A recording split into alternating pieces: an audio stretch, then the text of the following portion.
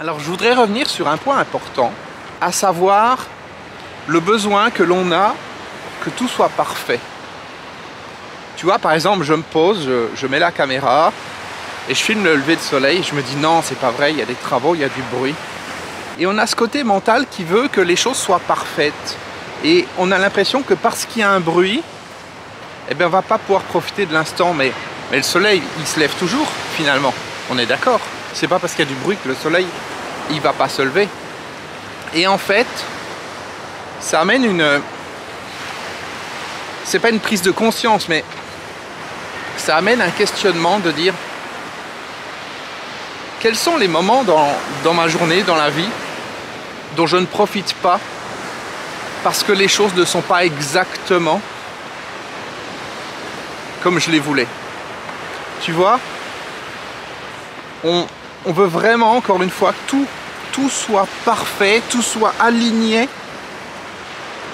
pour pouvoir profiter de l'instant. Je me souviens quand j'habitais à Paris, il y a très longtemps, je me déplaçais chez mes clients en métro. Et en fait, entre chaque session avec mes clients, entre chaque rendez-vous, je me posais, je fermais les yeux et je descendais à l'intérieur de moi. Mais j'étais dans un contexte où il y avait du bruit. T'imagines, les heures de pointe dans le métro, c'est pas genre t'as besoin d'un siège de libre et puis il n'y a pas de siège de libre. Non. Quelquefois, j'arrivais à descendre à l'intérieur de moi en ayant juste le bras accroché à la poignée et puis c'est tout. Et je descendais à l'intérieur de moi. Je cherchais pas l'instant parfait parce que cet instant parfait, il n'existait pas. Je pouvais pas avoir entre guillemets un instant parfait parce que il y a toujours du bruit dans le métro, il y a toujours des gens, il y a toujours de l'agitation, il y a toujours un ensemble de choses. Mais c'est ok. Même si je me retrouvais écrasé contre d'autres personnes, ça m'empêchait pas de descendre à l'intérieur de moi. Ça m'empêchait pas de me poser, d'atterrir. Et à partir du moment où tu développes cette capacité de pouvoir profiter de l'instant, quel que soit ce qui se passe, eh ben ça te permet d'accéder à des instants auxquels tu n'accèdes pas en temps normal. Parce que si je m'étais autorisé à descendre à l'intérieur de moi quand j'étais dans le métro, uniquement dans les moments où tout était parfait, genre tu sais, t'arrives tôt le matin ou tard le soir, il n'y a plus personne dans la rame, t'es tout seul, bon ben j'aurais raté tout un ensemble de moments. Et puis même dans ces moments-là, je veux dire, à un moment donné, tu peux te secouer et puis tu remontes parce que tu arrives dans une station et tu dis est-ce que je suis arrivé ou quoi que ce soit, tu vois. Donc finalement, quand tu as tous ces éléments qui t'empêchent de descendre à l'intérieur de toi, ben, tu descends jamais à l'intérieur de toi. Alors la difficulté, c'est que quand on est dans des environnements comme ça, on prend l'habitude. Et puis après, bien sûr, quand tu te retrouves dans des environnements comme un lever de soleil ou des moments où c'est calme, le moindre bruit, ça va te perturber.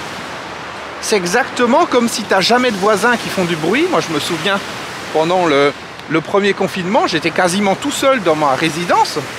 Et il n'y avait pas un bruit, il n'y avait rien. Donc, si tu veux, tu te fais à ça. Et après, quand la vie, elle reprend de manière normale, eh ben, ça fait bizarre parce que des choses que tu supportais avant, tu as moins de facilité à les supporter. Et bien sûr, après, quand on est pris dans le quotidien, on ne se rend pas compte de ce dont je suis en train de te parler là.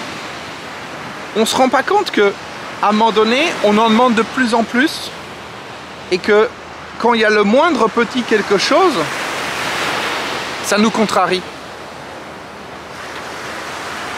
Mais pourtant, encore une fois, la présence de l'instant, le fait de pouvoir descendre à l'intérieur de soi, quel que soit le contexte,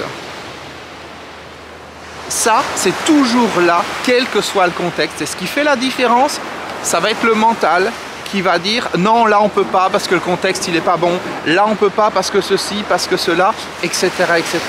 Et finalement, on va se gâcher des moments de présence, énormément de moments de présence, tout au long de notre vie, en cherchant le moment parfait. Tu sais, comme les personnes qui vont dire moi je veux méditer parce qu'elles veulent se poser pour méditer sur leur siège de méditation, pas un bruit, une petite musique, etc.